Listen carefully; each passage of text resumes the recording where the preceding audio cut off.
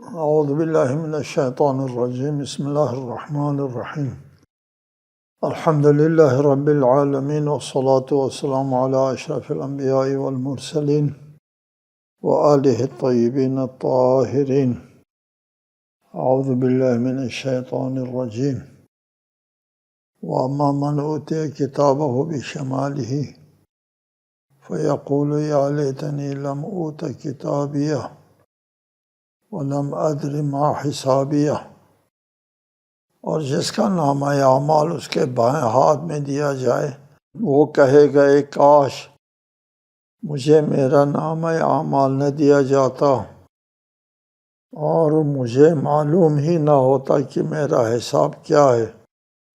ولم ادر ما حسابیہ یا لیتہا کانت القاضیہ، کاش کہ یہ موت میرا کام تمام کر دیتی، دوسری زندگی نہ ہوتی۔ ما اغنی عنی مالیہ، میرے مال نے مجھے نفع نہیں دیا۔ ہلک عنی سلطانیہ، میرا اقتدار نابود ہو گیا۔ نہ اقتدار نے کام دیا، نہ مال و دولت نے کام دیا۔ یہاں تو انسان کا اپنے عمل جو ہے وہ کارآمد ہوتا ہے، صرف اور صرف۔ اس شخص کے بارے میں جس کا نامہ اعمال بائیں ہاتھ میں دیا جاتا ہے، یہ اپنی مایوسانہ گفتگو کرتا ہے کہ ما اغنی عنی مالیہ ہلک عنی سلطانیہ، نہ مال نے فائدہ دیا، نہ دولت نے، نہ اقتدار نے۔ خذوہ فغلوہ ثم الجحیم صلوہ، حکم آئے گا اسے پکڑ لو، خذوہ، اور طوق پہناؤ، فغلوہ، طوق پہناؤ، ثم الجحیم صلوہ، پھر اسے جہنم میں تپا دو، جلا دو۔ ثم فی سلسلۃ ذرعها 70 ذراعا فاسلکوہ، پھر 70 ہاتھ لمبی زنجیر میں اسے جکڑ لو۔ یہاں پہ اس جہنمی کے بارے میں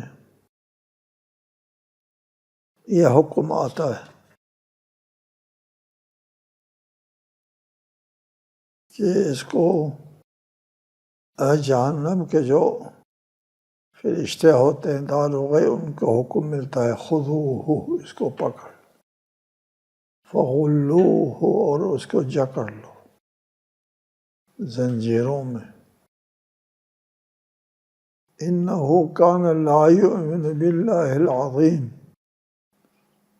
ولا یحض علی طعام المسکین، یہ شخص خدائے عظیم پر ایمان نہیں رکھتا تھا، نہ ہی مسکین کو کھانا کھلانے کی ترغیب دیتا تھا،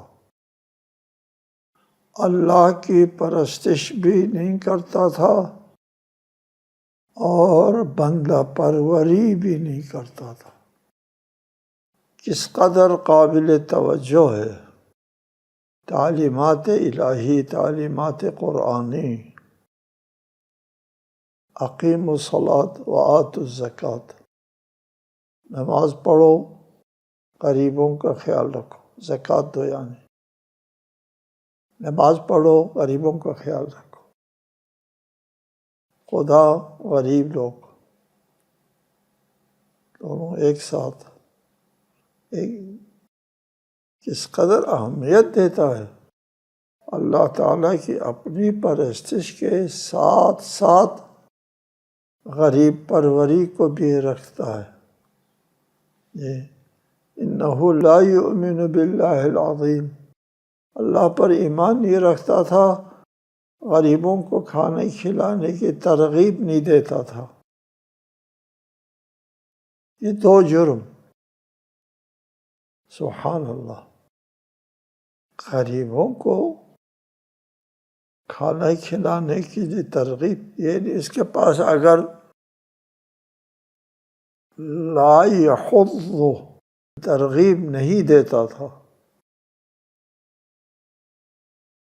ایک شخص ہے اس کے پاس مال ہے، وہ غریبوں کو کھلاتا ہے، دوسرا شخص اس کے پاس کھلانے کا مال نہیں ہے لیکن وہ ترغیب دیتا ہے، لوگوں کو بتاتا ہے آپ لوگ کل آپ میدان میں قدم رکھیں گے اور اس امت کی رہنمائی کرنے کے لیے تو آپ کا یہی کام ہوگا۔ آپ کے پاس دولت پیسہ نہیں ہے لیکن آپ بولتے ہوں گے، بات کرتے ہوں گے، لوگوں کو سمجھاتے ہوں گے، ترغیب دینا ہوگا، غریب پروری کی تبلیغ، ترغیب۔ چونکہ کافر لوگ جو ہے وہ یہ غریب پروری نہیں کرتے تھے، وہ کہتے تھے کہ قال الذین کفروا للذین آمنوا انطعم من لو یشاء اللہ اطعمہ، خدا چاہتا تو ان کو کھلاتا، خدا نہیں کھلائے تو ہم کیوں کھلائیں گے؟ کافر کی یہ منطق ہے، مومن کی منطق ہے کھلاؤ پلاؤ۔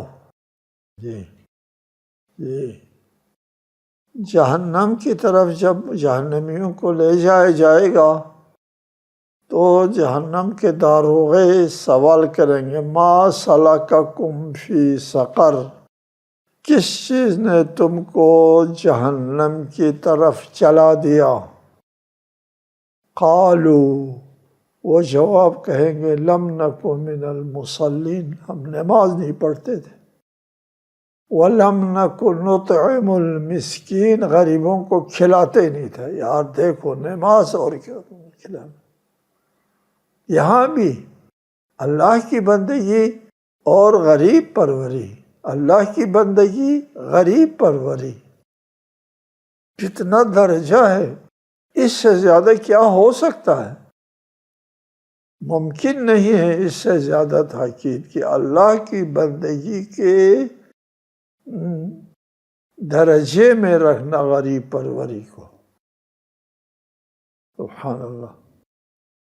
جیسے سورہ معارج میں ہے ان الانسان خلق ہلوعا اذا مسہ الشر جزوعا واذا مسہ الخیر منوعا، انسان کم حوصلہ خلق ہوا ہے، جب اسے تکلیف پہنچتی ہے تو گھبرا اٹھتا ہے، جب اسے آسائش حاصل ہوتی ہے تو بخل کرنے لگتا ہے۔ الا المصلین، سوائے ان نماز گزاروں کے، الذین هم علی صلاتهم دائمون، وہ اپنی نماز کی پابندی کرتے، ہمیشہ دائمون، ہمیشہ نماز کی پابندی کرتے، کبھی پڑھتے کبھی نہیں پڑھتے نہیں، دائمون، نماز کی پابندی کرتے ہیں۔ والذین فی اموالہم حق المعلوم للسائل والمحروم، اور ان کے اموال میں ایک مقررہ حق ہوتا ہے سائل اور محروم کے لیے۔ جی، اس آیہ مجیدہ میں ایک قابل توجہ بات یہ ہے کہ انسان اذا مسہ الشر جزوعا و اذا مسہ الخیر منوعا، انسان حالات کے ہاتھ میں دیگر گون ہوتا ہے، انسان کبھی کچھ ہوتا ہے، لیکن نمازی وہ چٹان کی طرح مضبوط ہوتا ہے، وہ حالات کی وجہ سے بدلتا نہیں ہے۔ دیکھو یہ آیت کیا کہتی ہے کہ انسان جو ہے اذا مسہ الشر جزوعا، اگر تکلیف پہنچتی ہے تو گھبرا اٹھتا ہے، اور اگر خیر مال دولت ملتی ہے تو بخل کرنے لگتا ہے، سوائے نماز گزاروں کے وہ ایسے نہیں ہوتے۔ جی، وہ چٹان کی طرح ہر حالت میں مضبوط شخصیت کا مالک ہوتے ہیں۔ یعنی قیامت کے دن جب دیکھیں گے جہنم والے اہل جنت کو، نماز پڑھنے والوں کو اور غریب پروری کرنے والوں کا حال دیکھیں گے، رش کر کے کہیں گے کہ ہم یہ کام نہیں کرتے جو ان لوگوں نے کیا ہے۔ فَلَيْسَ لَهُ الْيَوْمَ هَاهُنَا حَمِيمٌ وَلَا طَعَامٌ إِلَّا مِنْ غِسْلِينٍ لَا يَأْكُلُهُ إِلَّا الْخَاطِئُونَ۔ لہذا آج یہاں اس کا کوئی دوست نہیں ہے، اور پیپ کے سوا اس کی کوئی غذا نہیں ہے، جسے خطا کاروں کے سوا کوئی نہیں کھائے گا۔ یہ جہنمیوں کے لیے کوئی دوست نہیں وہاں پہ، ان کی فریاد کو نہیں پہنچے گا، نہ ان کوئی شفاعت کرنے والا ہوگا، سفارش کرنے والا ہوگا، اور طعام ہوگا تو غسلین، باقی جو اہل جہنم کی جسم سے پیپ جو نکلتے ہیں وہی کھائیں گے، وہی پئیں گے۔ جی سبحان اللہ، دوسرے جسموں کے جو اہل جہنم کی جسم سے نکلنے والے پیپ ہی ان کی غذا ہوگی۔ آج دوسری آیت میں فرمایا لیس لہم طعام الا من ضریع، یہ خاردار جھاڑی کے سوا ان کے لیے کوئی غذا نہیں ہوگی، جب کھائیں گے تو اذیت ہوگی۔ غسلین کہتے ہیں جو جسم سے نکلنے والا جو پیپ ہے، غلاظت، وہ ان کا کھانا ہوگا۔ فلا اقسم بما تبصرون وما لا تبصرون انه لقول رسول کریم وما هو بقول شاعر قلیلا ما تؤمنون ولا بقول کاہن قلیلا ما تذکرون تنزیل من رب العالمین۔ پس مجھے قسم ہے ان چیزوں کی جو تم دیکھتے ہو، اور ان کی بھی جنہیں تم نہیں دیکھتے ہو۔ یقیناً یہ ایک کریم رسول کا قول ہے، یہ کسی شاعر کا کلام نہیں ہے، تم کم ہی ایمان لاتے ہو، نہیں کسی کاہن کا کلام ہے، تم کم ہی غور کرتے ہو، یہ رب العالمین کی طرف سے نازل کردہ ہے۔ فلا اقسم بما تبصرون وما لا تبصرون، اس میں ارشاد فرمایا مجھے قسم ہے، دو قسمیں بیان فرمائی، مشاہداتی دنیا کی قسم اور غیر مشاہداتی دنیا کی قسم۔ فلا اقسم بما تبصرون جو تم دیکھتے ہو، وما لا تبصرون جو تم نہیں دیکھتے۔ ہمارے مشاہداتی دنیا سے زیادہ غیر مشاہداتی دنیا ہے۔ یہ آج کل کے لوگوں کو پتہ چلا ہے کہ غیر مشاہداتی دنیا بہت عظیم ہے، بہت زیادہ ہمارے مشاہداتی دنیا سے۔ جی،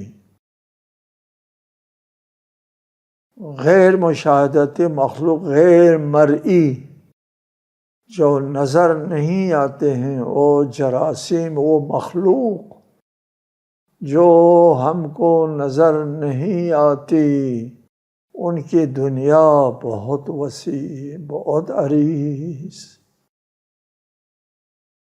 اور ان کی تعداد بہت زیادہ مشاہداتی دنیا کے لوگوں سے بہت زیادہ ہے۔ غیر مرئی، غیر مشاہداتی دنیا۔ جی،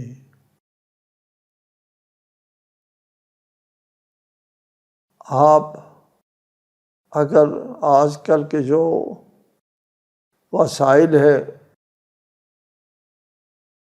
اس کے ذریعے اگر آپ دیکھتے ہیں، یہ جو پانی آپ پیتے ہیں، باقی کو چھوڑیں، صاف پانی، اس پہ اگر آپ مشاہدت، اگر آپ کے مشاہدے میں آ جائیں، پانی کے اندر جو آپ پانی پیتے ہیں اس کی دنیا، اس کے اندر جو دنیا آباد ہے، یہ اس کو دیکھیں تو عقل حیران دنگ رہ جائے۔ یہ ہمارے لیے ہے نا کہ کھڑے پانی میں پیشاب نہ کرو، فَإِنَّ فِي الْمَاءِ أَهْلًا فَلَا تُؤْذُوهُمْ بِالْبَوْلِ، کھڑے پانی میں پیشاب نہ کرو، پانی میں بھی کچھ لوگ ہوتے ہیں، ان کو اذیت نہ دو پیشاب کر کے۔ پانی میں اہلاً، لفظ اہل روایت کے الفاظ ہیں، لوگ ہیں، پانی میں بھی لوگ ہیں، لوگ باقی فضا میں جو آپ منہ سے نکالتے ہیں، کتنے مخلوق دنیا میں باہر پھینکتے ہیں۔ بہرحال غیر مشاہداتی دنیا بہت وسیع ہے، بہت وسیع۔ اس آیہ مجیدہ میں صرف اشارہ فرمایا ہے۔ میں قسم کھاتا ہوں ان چیزوں کی جو تم دیکھتے ہو، وما لا تبصرون، جو نہیں دیکھتے ہو ان کی بھی قسم کھاتا ہوں، مشاہداتی کائنات کی بھی قسم کھاتا ہوں، غیر مشاہداتی کائنات کی بھی قسم کھاتا ہوں۔ جی، اس مختصر فقرے میں ایک غیر مشاہداتی مخلوق جو حیرت انگیز ہے، اس کی طرف اشارہ فرمایا۔ اِنَّهُ لَقَوْلُ رَسُولٍ کریم، یہ مشاہداتی دنیا کی قسم اور غیر مشاہداتی دنیا کی قسم کہ یہ قول رسول کریم ہے۔ وما هو بقول شاعر، یہ ایسے شاعر کا قول نہیں ہے،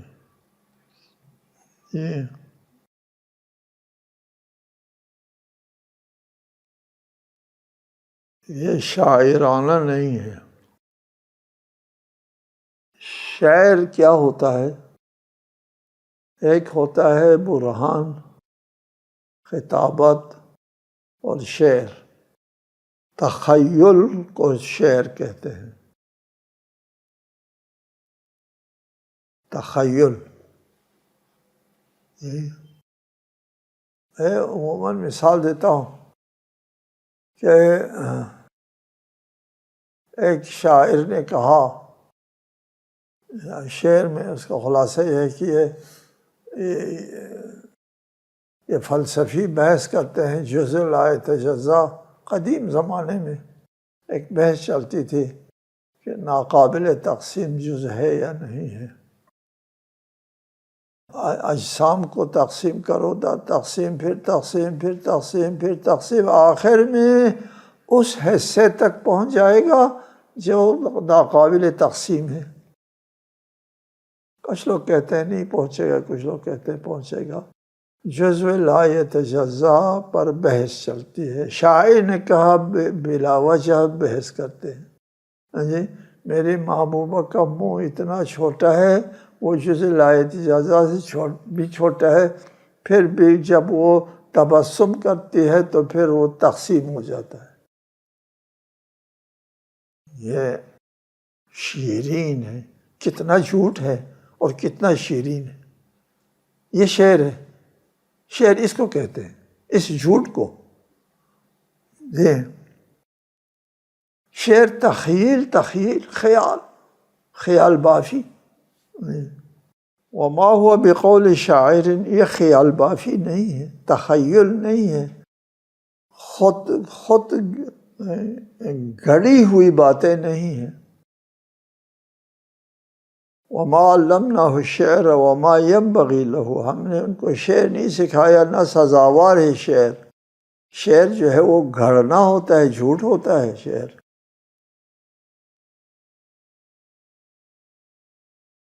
شاعرانہ خیال بافی. جی. قرآن حقائق کی نشاندہی کرتا ہے، شعر نہیں ہے یہ. قلیلا ما تؤمنون ولا بقول کاہن، اور نہ یہ کہانت ہے. جی جی. اور کچھ لوگ کہتے ہیں کہانت کے لیے پیشن گوئی کرتے تھے اور جنات سے ادھر سے باتیں لے کر کے قیاس آرائیاں کر کے کہ وہ کہانی کیا کہتے ہیں کاہن پیش گوئیاں کرتے تھے. یہ کاہن بھی نہیں ہے.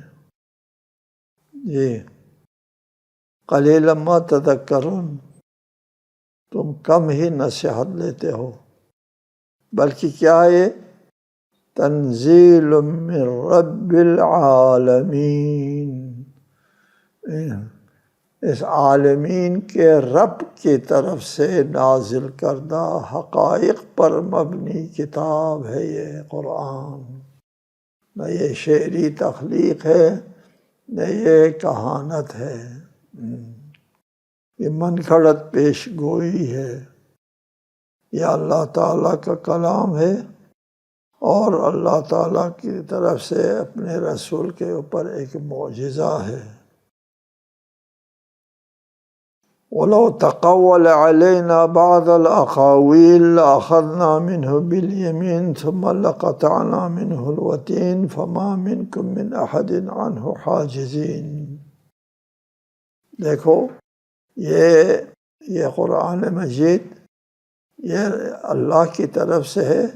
رسول کو حق نہیں پہنچتا خود اپنی طرف سے کوئی چیز گھڑ کے پیش کرے. جی.